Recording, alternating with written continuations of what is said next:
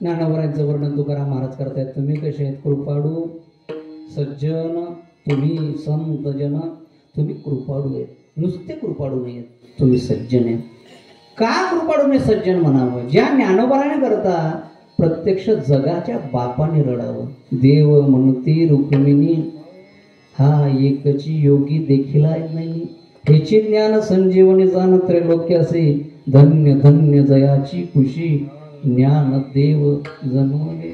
प्रत्यक्ष रुक्मिणी मातेने पांडुरंग परमात्माला विचारावं, असा कोणता महात्मा आहे की आतापर्यंत तुम्ही कोणाकरता रडलेले नाहीत आणि कोणाकरता रडत आहेत? त्यावेळेस ते प्रत्यक्ष ज्ञानोबरांचं रूप पाहिलं तर रुक्मिणी माता सुद्धा रडायला लागली. महिलांच्या डोळ्यामध्ये सहज अश्रू येतात, पुरुषांच्या डोळ्यामध्ये सहज अश्रू येत नाही. पण देवाने रडावं ज्ञानोबरांनी करता. ज्याला आपण जन्म दिला तो आपल्याकरता रडत नाही, पण जगाच्या मालकाने ज्ञानोबरांनी करता रडावं. एका बाजूने भगवान पांडुरंग परमात्माने हात पकडलेला आहे, दुसऱ्या बाजूने निवृत्ती दादाने पकडलेलं आहे. देव निवृत्ती धरिले दोन्ही कर, जातो ज्ञानेश्वर पैसावया. एका बाजूने निवृत्ती दादा आहे, श्री गुरु आहे, आणि एका बाजूने भगवान आहे. तुमचा आमचा पहा अंतिम समयाला तोंडावरती माशा बसलेल्या असतात.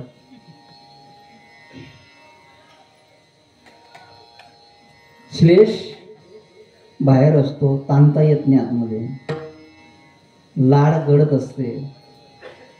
माशा तोंडावरती शरीरावरती बसलेल्या असतात, कोणी बाजूला करत नाही. मरण म्हणजे काय आहे? मरण म्हणजे भगवंताला हिशोब देण्याचा पवित्र दिवस. आणि ज्ञानोबरांच्या समोर एका बाजूने गुरु आहेत आणि एका बाजूने भगवंत आहे. जीवनामध्ये तुम्ही कमाई काय केली? एकच सांगू का? म्हातारपण चांगलं गेलं पाहिजे हीच तुमची कमाई आहे, बाकी तुमची कमाई काही नाही. आपण अभंग आवडीने म्हणतो, आम्ही देखील 10व्याच्या कीर्तनाला अभंग घेतो. याच्यासाठी घेवा पण आम्हाला माहिती आयुष्यभर काय केलं असतं. अठ्ठास आम्ही करतो, कशाचं करतो? संसाराचा करतो. तुकाराम महाराज हा अभंग खरं मरणा करता नाही, हा फार मोठा गैरसमज आहे. अभंगाचं शेवटचं चरण काय आहे? तुका म्हणे मुक्ती. मुक्ती बरोबर आमचं लग्न लागलेलं आहे. ज्याचं लग्न एकदा लागतं ना, तो आनंदाला राहतो का दुःखाने राहतो? तुमचा अनुभव काय? जोपर्यंत अक्षता डोक्यावरती पडत नाही, घोड्यावर बसतो तोपर्यंत आनंद राहतो. घोड्यावरून खाली उतरला एकदा काय बोलतो? गाडवणी म्हणा. एकदा का संसारामध्ये गुंतला की दुःखच पाठीमागे असतं. पण या ठिकाणी जगद्गुरु तुकाराम महाराज बोलतात, मुक्ती बरोबर माझं लग्न लागलेलं आहे. का लागलेलं आहे? मरण शब्दाचा अर्थ मी तुम्हाला सांगतो. मरण म्हणजे काय? मरण म्हणजे भगवंताला हिशोब देण्याचा पवित्र दिवस, त्याला मरण म्हणतात. आणि ज्ञानोबा तुकोबरांच्या जीवनामध्ये हा मृत्यू नाहीच आहे. ज्ञानोबा आणि तुकोबा मृत्यूवरती विजय कसं प्रतिपादन करतायत या आजच्या अभंगामध्ये तुकाराम महाराजांचं मागणं आहे. विठ्ठल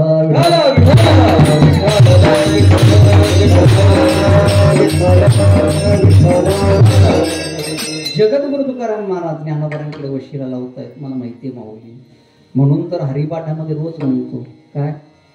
ज्ञानोबा कुठे गेले? समाधी संजीवन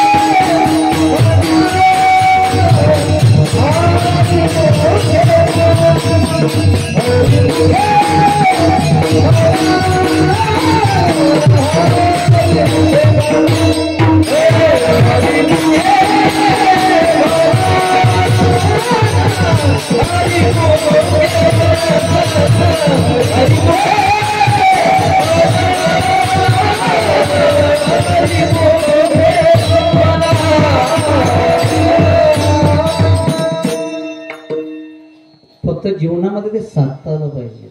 आणि ज्ञानोबांनी साधलं. काय केलं त्यांनी जीवनामध्ये? हरिमुखी म्हणा पुण्याची गणना कोण केली? फक्त एकच त्याच्यामध्ये परिणाम करावा लागेल. इंद्रियासवरी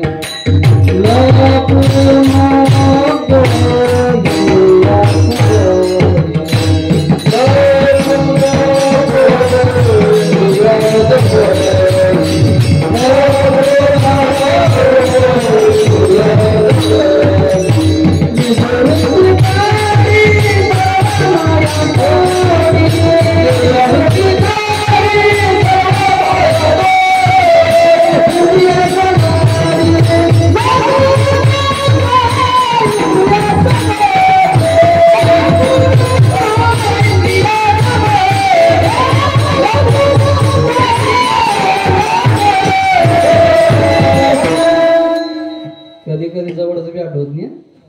इंद्रिया सवळी लपू नको. नातं जोडलंय आम्ही. आमच्या याच्यामध्ये 12 लोक परिवार राहतोय. किती लोक? 12. 5 ज्ञानेंद्रिय, 5 कर्मेंद्रिय आणि मन. मन जे आहे ना ते तुम्हाला फिरवतंय. ज्या दिवशी तुम्ही आत्म्याशी नातं जोडणार, पण नातं जोडण्याकरता विचाराची संगत लागेल, तेव्हा आत्म्याशी नातं जोडेल. आणि एकदा का आत्म्याशी नातं जोडलं तर मग अनुभव येईल. इंद्रिया सवळी लपू नको. मायेच्या याच्यापासून तुम्ही बाजूला होणार. पण केव्हा? ह्या परिवारापासून जर तुम्हाला फक्त आत्म नावाचे परिवाराशी म्हणजे नातं जोडायचं असेल, आत्मारामाशी एकदा का नातं जोडलं तर बाकीच्यांची गरज नाहीये. दशरथ राजाच्या जीवनामध्ये कुठपर्यंत किंमत? बसलेल्या दशरथांना विचारतो मी, दशरथ राजाच्या जीवनामध्ये किंमत कुठपर्यंत? जोपर्यंत राम होता तोपर्यंत किंमत होती. की राम गेला की दशरथाची किंमत गेली ना. तसं तुम्हाला किंमत कुठपर्यंत? जोपर्यंत तुमच्यात राम आहे तोपर्यंत किंमत आहे. तुमचा राम गेला. म्हणून नातं जर जोडायचं असेल तर आत्मारामाशी जोडा. जगद्गुरु तुकाराम महाराजांनी नातं जोडण्याकरता त्या ठिकाणी येतात, वर्णन करतात. तुम्ही कसे? कृपाळू सज्जन, तुम्ही संतजन. तुम्ही नुसते कृपाळू नाही, तुम्ही सज्जन आहे. आणि सज्जन असून तुम्ही एकच काम करा. एवढे म्हटले का? एवढे नाहीये. एवढे म्हणजे कृपा केवढी करू? एवढी करू का एवढी करू? तिथं वाक्य लिहिलेलं आहे. हेची चक्रात्मक भाषा आहे. हेची कृपा दान, मला हे कृपेचं दान द्या. तुम्ही काय वशिला लावतोय? कशा पद्धतीने?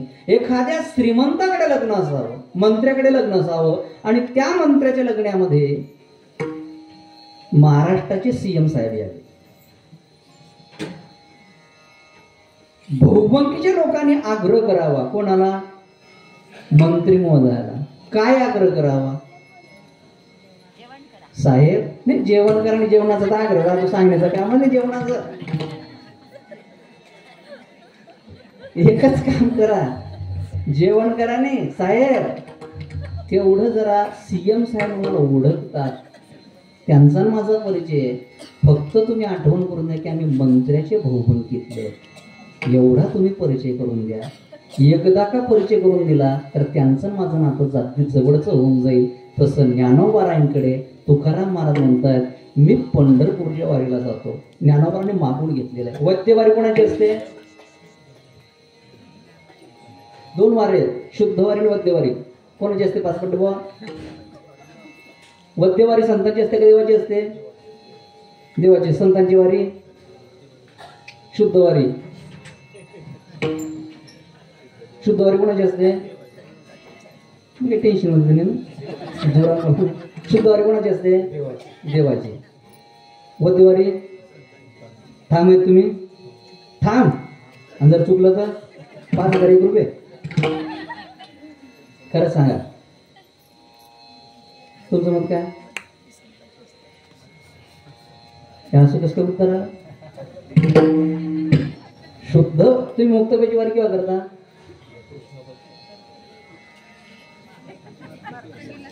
माघ शुद्धला कोणाची वारी असते? माघ शुद्ध दशमी. तुकाराम महाराज माघवारी कुठे भरते? पंढरपूरला. मग मला सांगा शुद्ध वारी कोणाची असते?